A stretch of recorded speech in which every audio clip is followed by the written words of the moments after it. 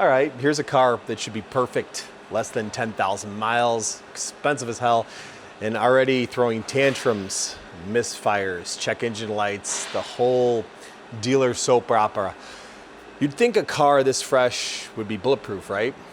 Nope, not this one. Today, we're gonna show you why a few simple mods, one in particular you've probably heard of but don't fully understand, could actually save you your engine before it becomes a nightmare. We'll walk through a real low mileage Aston Martin that needs a cylinder head pulled, seats machined, and a few lessons learned along the way. Stick around because by the end of this, you'll understand why CATCHCANs aren't just shiny upgrades.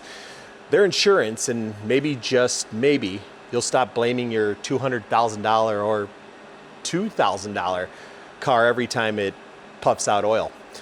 Oh, and if you like seeing expensive cars misbehave, hit subscribe. Your favorite exhaust whisperer approves.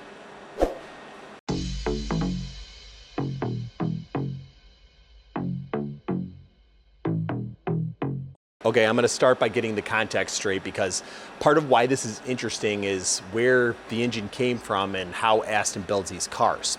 So this is a 2020 Aston Martin Vantage V8 running Mercedes M177 engine, and that matters because the M177 family shows up across a few AMG cars.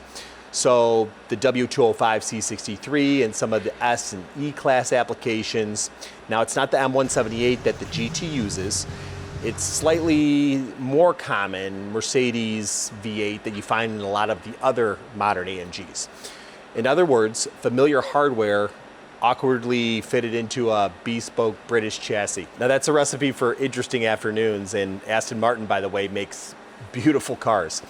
Hand built, small teams, styling that'll make you forget your bank account, but reliability, they don't play that game loudly.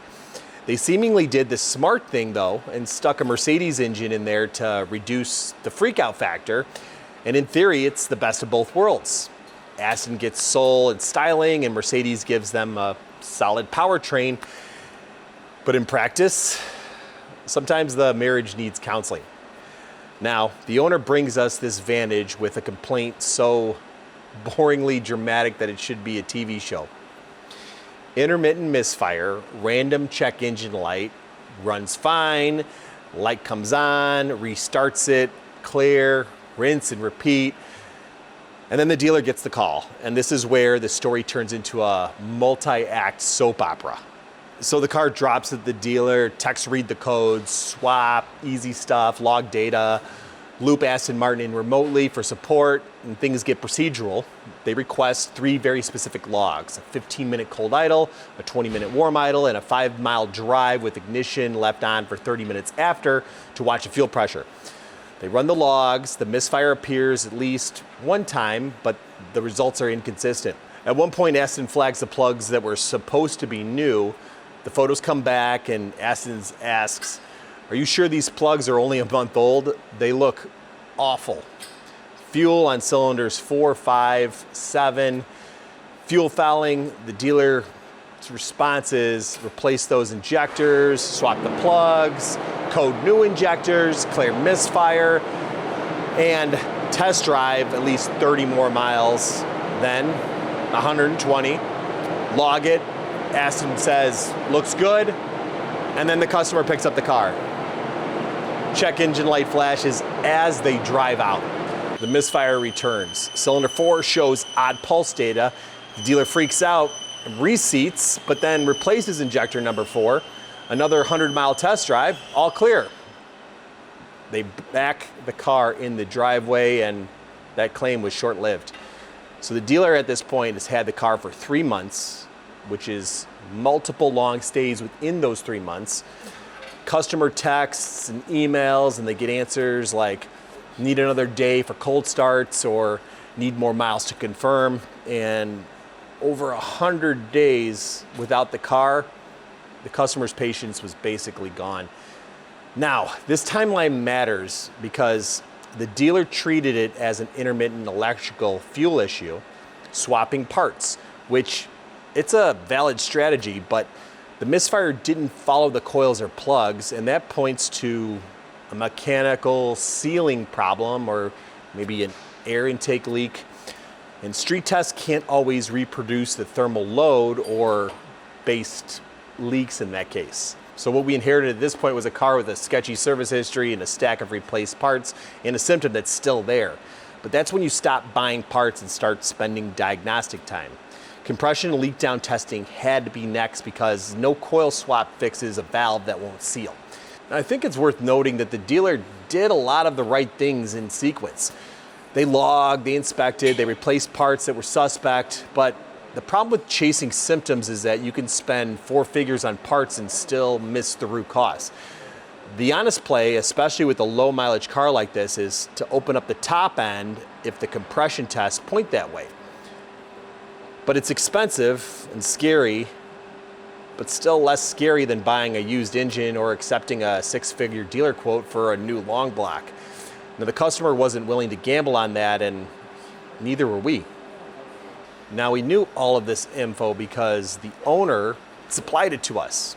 The emails, the dealer logs, all of it. But if you're a good mechanic, none of it should matter because if you've been doing this for any length of time, you've been absolutely wrecked by the I just had another shop replace multiple times. So we start at the beginning, and the first step, read the codes. Multiple misfire codes present. Clear the faults, restart, misfire gone, wait a few minutes, drive, misfire returns. It's intermittent, it's tricky, sometimes single cylinder, sometimes multiple. A classic case for, well, mechanics with patience. The spark plugs, they looked old. Rusted the base, fuel fouling, which is really weird considering that either these were the third set or someone had a very creative definition of new. Either way, we replaced them. Nothing. Fuel pressure was good. Intake and exhaust leaks, we fixed a few. No change. But the lesson, you can chase every little symptom, but if the real problem's hiding, you're just spinning your wheels. And now the compression and leak down, which was the smoking gun. Intake side leak on multiple cylinders on bank 2, and that's when the hair on your neck stands up. Could be the head gasket, valves, seats, or maybe the block. Until you pull it off, you don't know. And at this point, the options are gamble on a used engine, buy an absurdly expensive new long block, or open it up. Given this car's low mileage, the honest play though was tear it down, find the issue and fix, which could still be risky if you get in there and find out it needs more than you thought. Then you're stuck paying for that long block you didn't think you wanted. So the head comes off and the valves are a little bit dirty despite the dealer saying they just cleaned it. 3 of the intake valves were not sitting flush in their seats. 1 cleaned up with a toothbrush and 2 needed the machine shop. The valve guides though were fine. The seats, that was the bad part. So we machined it down, reinstalled, and the leak down was perfect. No cracks, no warpage, and the block was healthy. Now, why did this happen? It's hard to say. Maybe carbon hot spots or oil deposits, prior cleaning not thorough enough, but it's fixed and the misfire is gone. Simple, right? Except you had to pull it apart to find out. All right, now that we fixed the immediate problem, we got to talk about how this could have been avoided. And no, this isn't the buy shiny thing segment. It's the don't be surprised when your valves glue themselves shut segment. Now first, what's the crankcase doing? Your crankcase is full of moving parts, pistons, rods, rings, and when they move, some combustion gases sneak past the rings. That's blow-by. Now, blow-by carries oil mist, unburnt hydrocarbons, and little bits of junk. Modern engines route that gassy mess back into the intake to be burned off because of emissions, which sounds responsible and it sounds tidy. In theory, that's fine. The problem is direct injection engines like this M177 don't spray fuel over the valves. So there's no fuel wash to keep the valves clean. So that means whatever mist or condensate comes up through the PVC system ends up on the valve face and the intake ports. Now over time that film carbonizes and builds into real deposits. And it's not something you notice on day one. You notice it when the valve can't seal or starts to wobble because gunk mixed with heat makes things sticky and heavy. And that's why you add a CATCHCAN. So think of it as a oil and vapor separator that will sit in the PCV loop, which is already an oil and vapor separator. Now, good ones don't just pass vapor through. They slow it down and give the oil droplets something to cling to, like baffles, media, mesh, and they let the oil condense into a drainable reservoir. Now, the vapor that gets sent back is obviously a lot cleaner, and that's the mechanical bit, but the practical bit is that catch cans reduce the rate of deposit buildup on intake valve runners. Now, less of this grime means that the valves should seal longer for properly, and you don't end up with ruined seats or valves that won't close or airways that get plugged up because there's too much coking. Now, we're not talking about marginal horsepower gains. We're talking about preserving sealing surfaces and avoiding expensive teardowns like this. And that's why we call it insurance. Now, a couple of notes about design and reality. Not all catch cans are equal. The cheap universal ones you can buy for 30 bucks, I'd say that's mostly a gimmick because of their design. You need it to be properly engineered for flow, the baffle size for the application, and the fitting that can survive the heat of an engine bay. And then once that's all set, it needs to be plumbed right. Wrong routing or venting can create more problems than it would solve. Which brings us to the 63 Motorsports M177 kit we just used. Now, while it's not designed for the Aston, it is designed to stick in front of the stock air oil separator, which means it's catching oil before the factory separator sees it, which should reduce the chance of the factory system clogging or failing. Now, it's built from solid aluminum, it's got internal baffles, media, and braided PTFE fittings, and it's rated for real temperatures that you'd find in the engine bay. It even has a 1/8 MPT drain valve, so you don't have to remove it to empty it. Now, these are practical details that matter when you own something expensive. The reality of the maintenance on this is it's not a set it and forget it part. The can collects gunk and you empty it. The 63 Motorsports folks suggest you drain it every 3,000 miles, depending on how often you use the car. And if you track the car or toss E85 in it, I'd probably check it more often. The can also keeps oil out of the intake, but it also means you need to top off oil more if the can is filling quickly. That's not a failure, it's proof it's working. Now, the reason we pushed for this one on the Aston wasn't paranoia. After seeing the valve seats and deposits, it was clearly a worthwhile install. Now, this kit isn't cheap. It's a premium solution engineered for this motor family. Probably the priciest catch can we've evaluated for this platform or really any car. But compared to another head job or worse, a replaced engine, investing in a quality prevention is an easy call. Now, catch cans aren't about horsepower. They keep combustion byproducts and oil out of your intake, so the valve face and seats last longer. It's practical, boring, but extremely valuable. Now, like I said, this kit's pricey, but it is all aluminum. It links both heads before the factory oil air separators, and it fits M177 engines, but you probably have to improvise a little bit for this Aston. Trim hoses, bend brackets, maybe a zip tie or two, FMU style. But each head vents into the can, oil drops out, cleans the vapor, and the system's closed.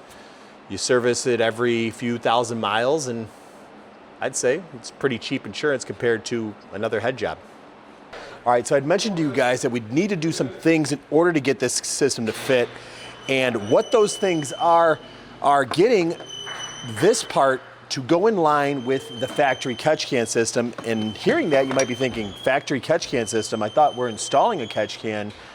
It already has a catch can, you're putting two? Essentially, yes. The idea is the factory systems just aren't capable enough because of how they have things routed to keep as much vapor off of the valves as possible. So essentially, we're adding a second layer. Now, most cars past, I'd say, maybe 2000 have some sort of system that condenses the vapors, whether it's called a cyclone separator, a crankcase vent valve, a oil air separator. There's a lot of different names for essentially very similar systems. And what a catch can does is taking that and running it externally So it gives it another layer of separation, another layer of protection, and you have to fit it in somewhere. And that's the issue that we're having right now, is that I'm not sure if this kit was for an M177 engine, even though this is an M177 engine, and the valve covers are for an M178 engine off of the AMG GTs, because in the instructions, there is nowhere that has a plate that's shaped like this. And what this guy is if you look here, this is taking the vapors off of the valve cover here, off of the crankcase, and putting them into an oil air separator that's the factory system. Now, there was a lot of ways I could go about doing this. We could have cut this off, you know, epoxied on a fitting that essentially allowed us to run it to the CATCHCAN inlet and run it to the outlet. And what that's doing inside this inlet and outlet, if you look, we take it apart, hot vapors come in here, they condense along a baffle, they condense along a wall and go through a few layers, whether it be media or some sort of vapor diffuser, and it goes down into the sump of the system. This being, there's a drain tube on here that we're going to run somewhere to allow easy access to drain it. But this is essentially what this high dollar system is doing. Now you see it's very nice, it's machined out of aluminum. It's pretty complicated in there. There is going to be baffles inside of here to direct airflow, both inwards and outwards, condensing that vapor further. But we've got to figure out where to mount this thing, and then we've got to figure out a nice trick way to get this thing on there. And of course, we knew just who to call.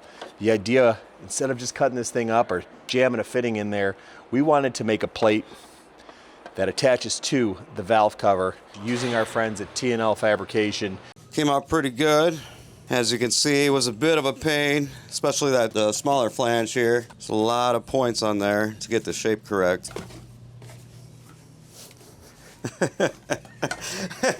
Who cut the flange for us. Now, we attached the AN fitting. We're gonna throw some black paint on this, but this is essentially going to bolt to the valve cover, allow us to run an AN fitting, and that's gonna go to the oil air separator, the factory one, but in line on the way, this guy's gonna be in there to catch extra vapors, but now it's just, where do we put this thing? And I left that task up to Keller with a little bit of help from Cody, and as you can see, we've got this one really nicely mounted up. It looks really cool there. We're gonna mount it on the other side to try to keep the lines from crossing over too much. I don't wanna have lines cross over the hot area for the turbos. So the idea is keep one on one side, one on the other.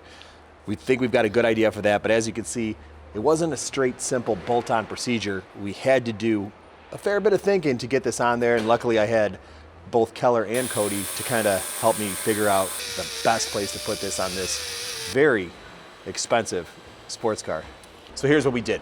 Low mileage Aston, misfiring like it was auditioning for a horror movie, milled the valve seats, cleaned up the top end, and now we've added a precautionary mod, a CATCHCAN to keep the oil out of the intake. Drives better, breathes better, and should last longer. And yeah, it costs a few grand, but compared to another head job or catastrophic engine failure, totally worth it.